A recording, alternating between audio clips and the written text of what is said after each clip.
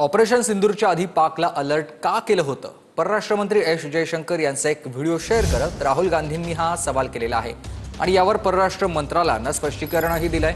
राहुल गांधींनी जयशंकर यांचा कोणता व्हिडिओ शेअर केलाय आणि त्यावर काय ट्वीट केलंय पाहूया।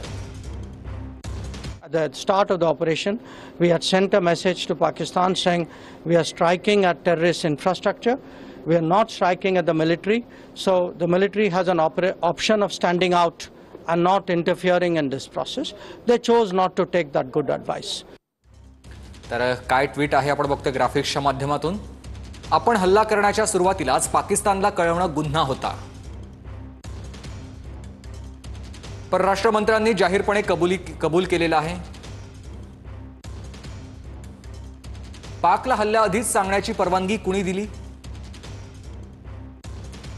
परिणामी आपल्या हवाई दलानं किती विमानं गमावली आहेत? आपण हल्ला करण्याच्या सुरुवातीलाच पाकिस्तानला कळवणं गुन्हा होता असं ट्वीट करत राहुल गांधी म्हणाले।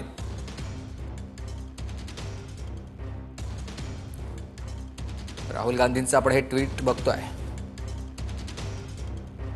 तर त्यावर परराष्ट्र मंत्रालयानं काय स्पष्टीकरण दिले आपण बघतोय। परराष्ट्र मंत्री एस जयशंकर यांनी म्हटलेलं की आम्ही पाकला सुरुवातीलाच इशारा दिला होता। इशारा स्पष्टपणे ऑपरेशन सिंदूर सुरू झाल्यानंतरच्या पहिल्या टप्प्यातील आहे। तथ्य पूर्णपणे चुकीच्या पद्धतीने मांडलं जात आहे।